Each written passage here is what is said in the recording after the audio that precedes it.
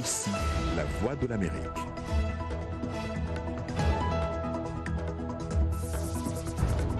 Bonsoir à tous, bienvenue dans cette nouvelle édition de votre journal. On commence par les titres. Les musulmans du monde entier sont en fête. Certains continuent de célébrer l'Aïd al-Adha, une fête qui au Soudan s'est célébrée pour la première fois sans Omar el-Béchir.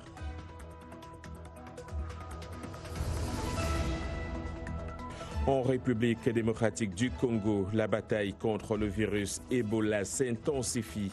Mais comment les chefs religieux locaux mènent-ils cette bataille?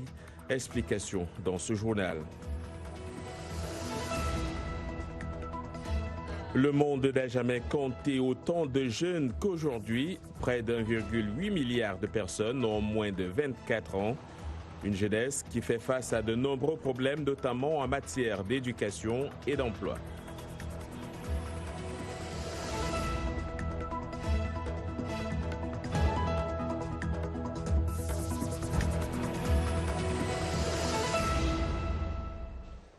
Bonsoir. De nombreux musulmans à travers le monde continuent de célébrer ce lundi la fête de l'Aïd el-Adha en Mauritanie. Cette célébration a donné lieu à Nouakchott à une augmentation des prix des chameaux en raison de la sécheresse et des exportations avec le Sénégal et le Mali. Au Mali, justement, où le président Ibrahim Boubacar Keïta a manifesté le vœu hier que cette célébration renforce la cohésion sociale ainsi que les valeurs de partage, de tolérance et de fraternité du peuple malien. Les musulmans du monde entier célèbrent en effet l'Aïd al-Adha en commémoration de la disposition du saint prophète Ibrahim à sacrifier son fils en signe d'obéissance à Dieu, au cours de laquelle il sacrifie des animaux admissibles, généralement des chèvres, des moutons et des vaches.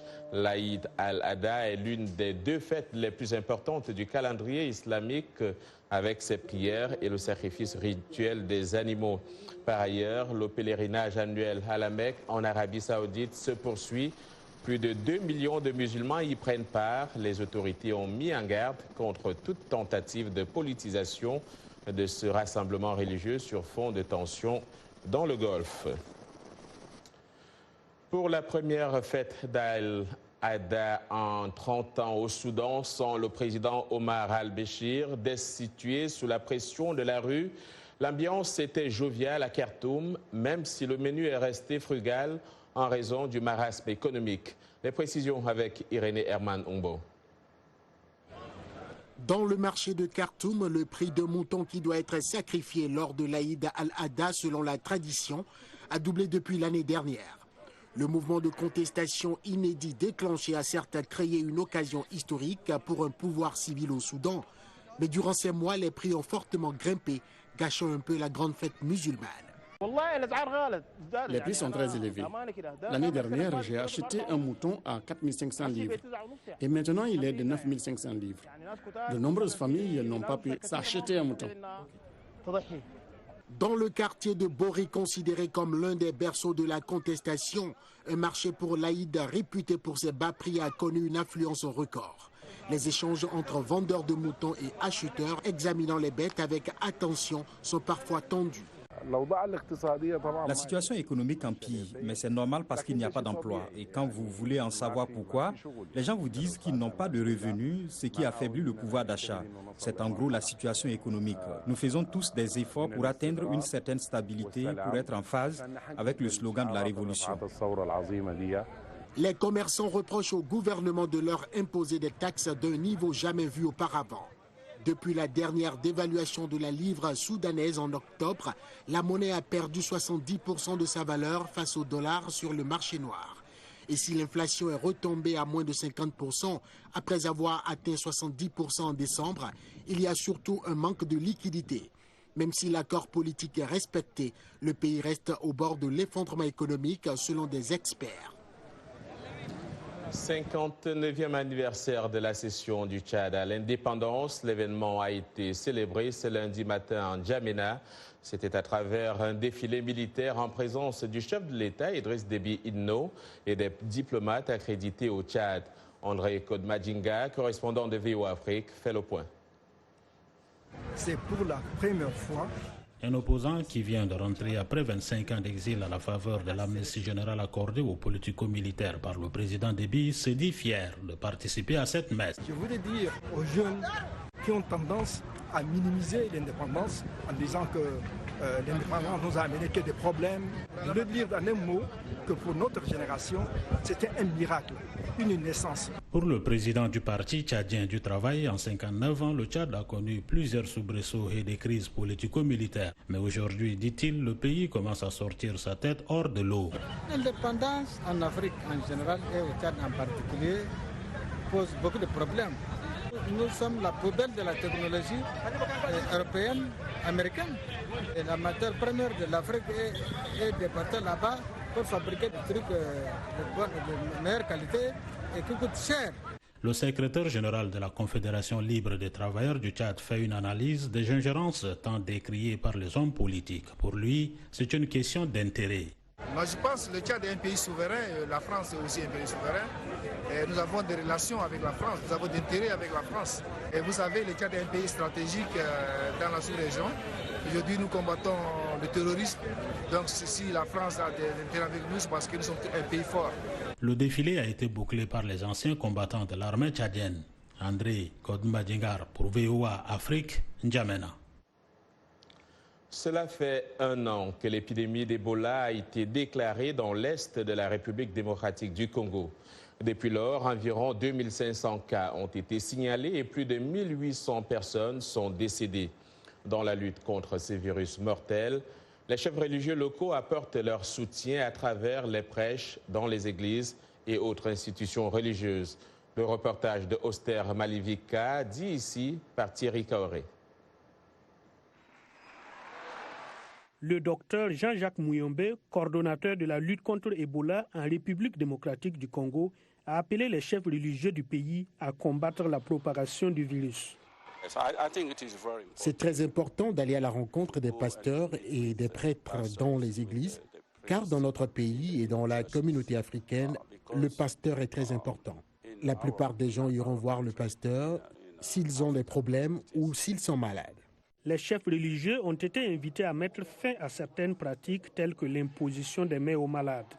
Ils devront également exhorter leurs fidèles à adopter des mesures de protection en évitant par exemple les câlins ou en substituant les poignées de main par des coups de coude pendant le signe de la paix. Ils disent que les prières à elles seules ne suffiront pas à prévenir et guérir la maladie.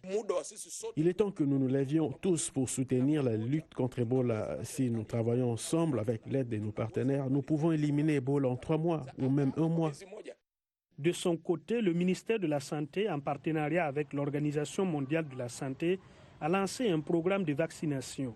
Pour le moment, seule une partie de la population est concernée. Nous n'avons pas la permission de vacciner tout le monde. Nous ne faisons que vacciner les responsables de la santé et les suspects qui sont entrés en contact avec des victimes. Au moins 2 personnes sont mortes à Goma, une ville de 2 millions d'habitants, ce qui fait craindre une propagation rapide d'Ebola. Les responsables espèrent que prêcher l'évangile de bonne santé peut ralentir la progression de cette maladie mortelle. La 20e journée internationale de la jeunesse se célèbre ce lundi 12 août avec environ 1,8 milliard de personnes âgées de 10 à 24 ans. Le monde n'a jamais compté autant de jeunes qu'aujourd'hui, estiment les Nations Unies. Les moins de 30 ans représentent 50% de la population mondiale et 70% de la population en Afrique a moins de 25 ans. Le thème de cette année met l'accent sur les efforts visant à rendre l'éducation plus inclusive et plus accessible pour tous les jeunes. L'ONU indique que plus de la moitié des enfants et adolescents âgés de 14 ans ou moins n'ont pas les compétences de base en lecture et en calcul. Cette crise mondiale de l'apprentissage menace d'entraver sérieusement les progrès vers la réalisation des objectifs de développement durable, notamment ceux liés aux inégalités, au climat, à la dégradation de l'environnement, la prospérité, la paix, la justice et la pauvreté, surtout en Afrique subsaharienne, où 42% de la population continue de vivre sous le seuil de pauvreté, c'est-à-dire avec moins de $2 par jour.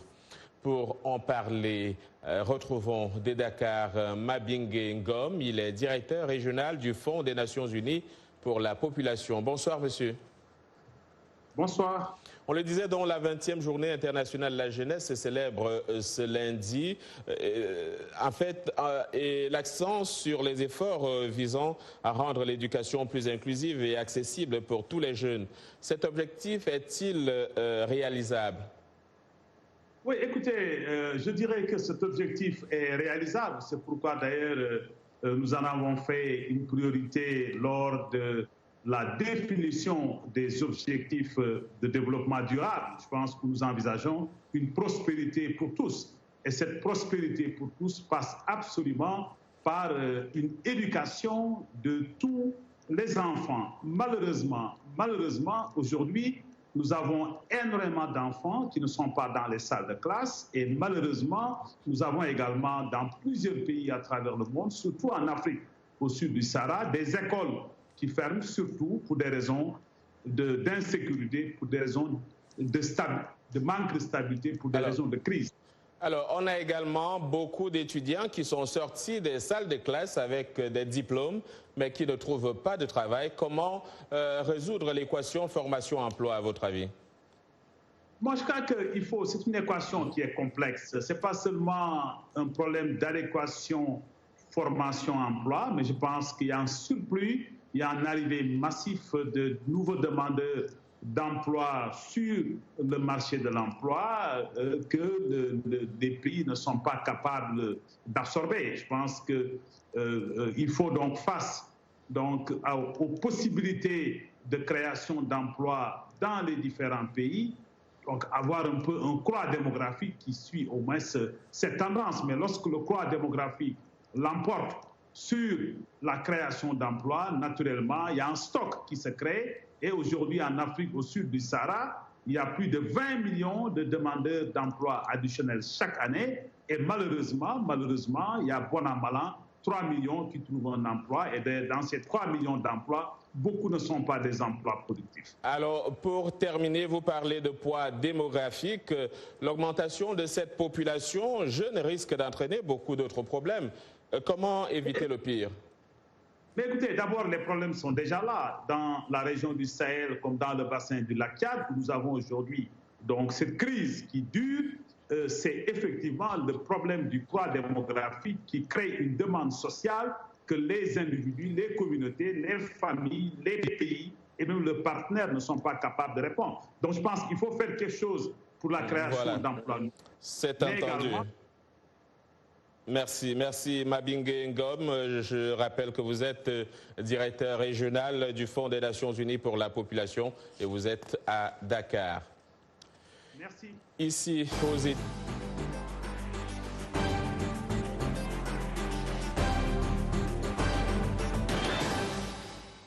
Voilà, ici aux États-Unis, l'administration de Donald Trump a dévoilé ce lundi une règle générale qui limiterait l'immigration légale en refusant les visas et la résidence permanente à des centaines de milliers de personnes pour cause de pauvreté extrême. Cette règle, longtemps attendue, appuyée par le principal assistant en matière d'immigration, Stephen Miller, prend effet le 15 octobre. À partir de cette date, les demandes de visas temporaires ou permanents pour non-respect des normes de revenus ou pour avoir reçu une aide publique telle que l'aide sociale, des bons d'alimentation, des logements sociaux seront donc refusés. Immédiatement après l'annonce de la règle, le Centre national du droit de l'immigration a annoncé qu'il intenterait une action en justice pour l'empêcher de prendre effet. Le directeur exécutif de cette organisation a déclaré que la règle en question avait des motivations raciales. Et puis, talibans et négociateurs américains ont conclu dimanche dans la nuit leur dernier cycle de pourparlers en vue d'un accord qui permettrait aux États-Unis de réduire leur présence militaire en Afghanistan. C'est ce que font savoir les deux parties ce lundi. Selon l'émissaire américain Zalmay Khalilzad, des discussions ont été positives, les deux parties s'étant concertées sur des détails techniques. Vous regardez Le Monde aujourd'hui en direct de Washington sur VOA Afrique.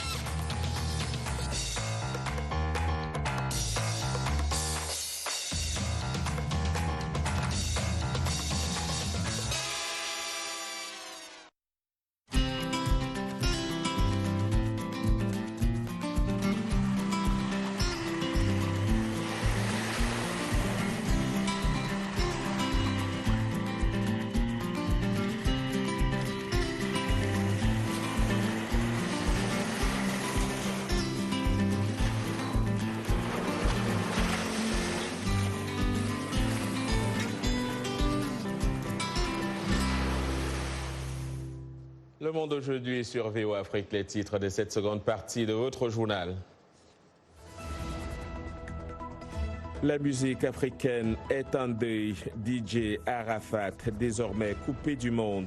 Le chanteur ivoirien est décédé ce lundi à Abidjan. Cette année marque le 400e anniversaire de l'arrivée des premiers Africains réduits à l'esclavage aux États-Unis. Dans cette série que nous commençons ce soir, nous irons d'abord en Angola, d'où ils sont partis. Et puis en sport, le week-end a été marqué par les matchs des Coupes africaines de clubs. Yacouba Ouedraogo sera là pour les détails.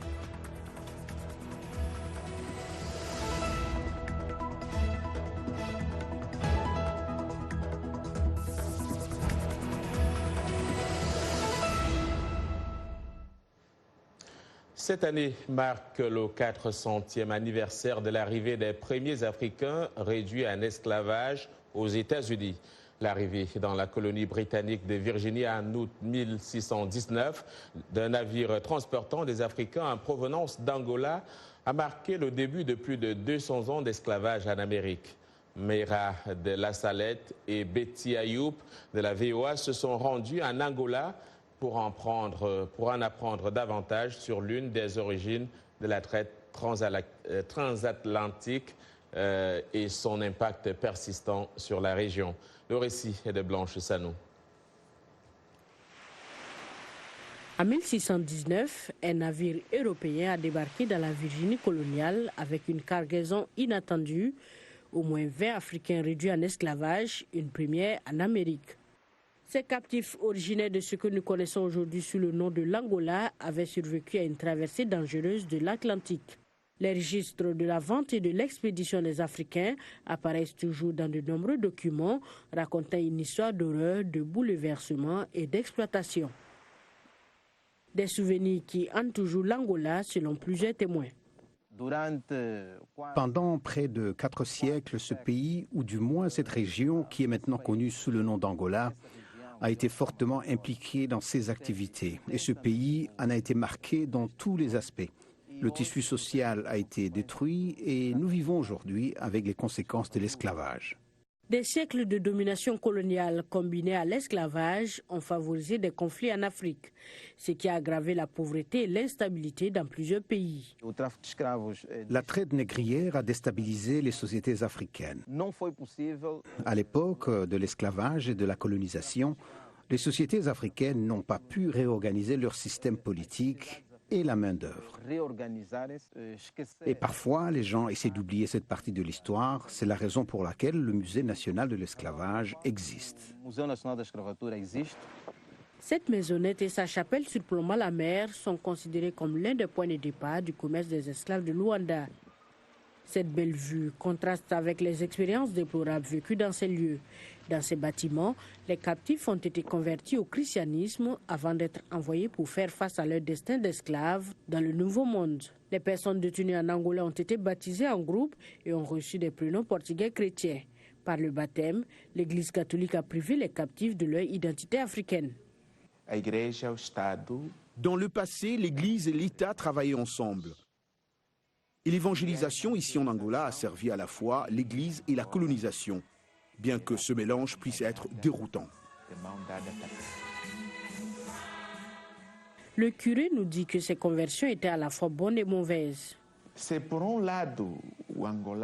D'une part, cela a aidé les nouveaux convertis à embrasser l'Évangile. Par contre, cela a détruit leur identité et leur culture. Beaucoup d'entre eux ont souffert à cause de cette évangélisation. C'est la raison pour laquelle l'Église s'est excusée plus tard pour ses erreurs. En 1985, le pape Jean-Paul II a demandé aux Africains de pardonner aux chrétiens de race blanche leur implication dans le commerce des esclaves. Le fleuve Kwanza, qui se jette dans l'Atlantique juste au sud de Luanda, était une importante route commerciale et les habitants de ces rives se sont laissés emporter dans le commerce des esclaves. C'est près du fleuve que la plupart des esclaves ont été capturés. Ils ont été kidnappés et cela a été fait avec la complicité des Africains comme intermédiaires. Selon l'historien Hearst, l'esclavage a occasionné le départ d'un capital humain précieux. La main-d'œuvre, l'intelligentsia, les personnes qualifiées ont été emmenées d'ici. Et aujourd'hui, nous avons besoin de cette main-d'œuvre qualifiée pour que l'Afrique puisse voir sa situation s'améliorer. Le Portugal a officiellement interdit le trafic d'esclaves en 1836, mais l'Angola tente toujours de se remettre de cet héritage.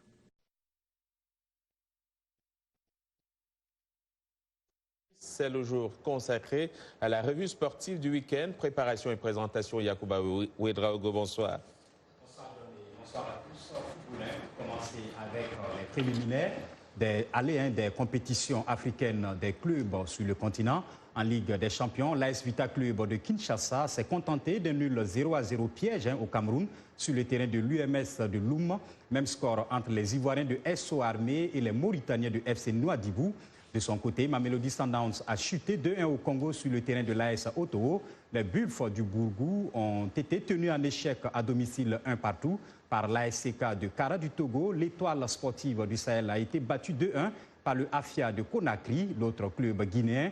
Le Oroya AC est allé chercher le nul 1 partout à Bamako contre le Stade malien. Et justement, le club malien a manqué d'un meneur de jeu, comme nous le dit son coach, Djibril Dramé. C'était à nous de prendre le jeu en compte. On a tenté, mais on avait besoin d'un meneur qui pouvait quand même prendre le ballon pour essayer de ravitailler la ligne d'attaque. Les gens, on a misé sur eux, vraiment ils n'ont pas pu le faire, ça se comprend. Il y a un problème de compétitivité. Ce qui restait, c'était de scorer. Ça aussi, ça a été difficile. L'important, c'était de revenir et que ça soit 1-1. Le match retour, l'adversaire va dire que si on veut réellement se qualifier, nous sommes condamnés à prendre le jeu en compte, de faire en sorte qu'on peut marquer et ne pas encaisser. Moi, je pense que ce n'est pas impossible. Si on cherche, on peut quand même faire quelque chose. Le Oroya, c'est une équipe composée des joueurs de grande individualité. C'est des individualités recrutées dans 11 nationalités. C'est à nous maintenant de comprendre tous ces scénarios et de prendre les dispositions. De son côté, le Raja de Casablanca a ramené un nul 3-3 de la Gambie contre Brikama United, de quoi susciter la colère du coach rajaoui Patrice Cartero. La seule consigne que j'avais donnée sur ce match-là, c'était de ne faire aucune erreur défensive. Et on a donné 2 buts à l'adversaire très facile qui n'attendait que ça. On leur a donné de la confiance. Mais encore une fois, ça va être un bon signal de rappel pour que nos joueurs comprennent que la Champions League, c'est pas des matchs amicaux. Aujourd'hui, certes, il y a l'excuse du terrain, mais ça n'explique pas tout. On avait encaissé 3 buts durant toute la préparation. Et là, on vient en l'espace d'une mi-temps d'encaisser plus de buts en une mi-temps que je n'en ai jamais encaissé au Raja. Donc ça, c'est totalement inacceptable et je ne suis pas content de ça. Début réussi pour SAE du Bénin en Coupe CAF pour sa première participation à une Coupe africaine. Le club universitaire de Cotonou l'a emporté 5-0 en Mauritanie sur le terrain de l'ASCS SNIM. Une première réussite également pour les Égyptiens de Pyramide FC qui ont disposé de l'Étoile du Congo 4-1 à Lomé. Maranatha n'a pas fait de détails devant les Libériens de l'AS RGR. Score 3-0, match nul 1-1 entre les Gabonais de Pélican et les Congolais de Maniema. Les matchs retour des 2 compétitions se joueront dans 2 semaines. Des nouvelles de l'Afrobasket féminin Dakar 2019 avant de nous quitter, qui bat son plein au Sénégal depuis samedi et qui se poursuivra jusqu'au 18 août. Dans le groupe C, l'Angola s'est remise de sa défaite contre le Mali en battant la RD Congo 69-49. Le Cameroun a confirmé son statut face à la Tunisie 95-53 et prend la 2e place du groupe B derrière le Nigeria, exempté de la première journée. Eh bien, le Cap-Vert a parfaitement lancé sa compétition en battant le Kenya 64-57. Dans la poule A, la Côte d'Ivoire s'est relancée grâce à sa victoire face à l'Égypte 71-67. Voilà, on s'arrête ici pour les sports et on se retrouve demain.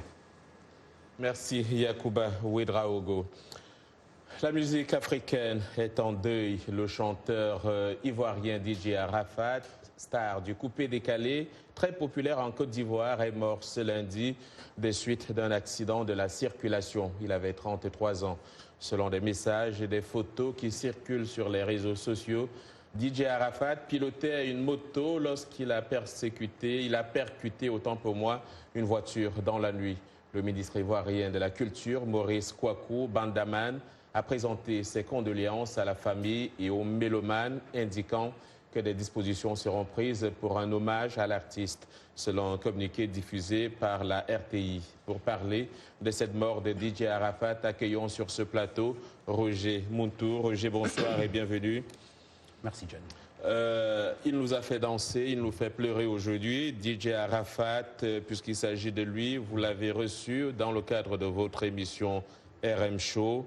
Une grosse perte pour l'Afrique. C'était un honneur et un privilège d'avoir connu ce grand artiste africain. La mort de DJ Arafat laisse un grand vide, en tout cas, comme vous venez de le dire aussi, dans toute la musique africaine, dans l'univers de la musique africaine. L'artiste était connu pour son talent et sa capacité à créer le buzz pour faire vivre le coupé-décalé. Je rappelle aussi que le coupé-décalé est un mouvement musical né vers l'année 2002, alors que la Côte d'Ivoire est en proie à un conflit politico-militaire. Après Douk Saga, c'est DJ Arafat qui va donner au coupé-décalé un nouveau souffle à travers de nouveaux rythmes et pas de danse. De son vrai nom, Ouan Ange Didier, l'artiste DJ Arafat avait plus de 3 millions d'abonnés à sa page Facebook et un nombre aussi important des fans dans toute l'Afrique et la diaspora. DJ Arafat est à la tête d'un fan club qu'il appelait affectueusement la Chine. Certains qualifiaient le coupé-décalé de mouvement éphémère, mais grâce aux artistes comme Yorobo, on l'appelait bien, ce mouvement a résisté à l'érosion du temps. Il avait été impulsé, rappelons-le aussi ici, par Douk Saga, qui nous avait aussi quitté en 2006, et la jet set ivoirienne.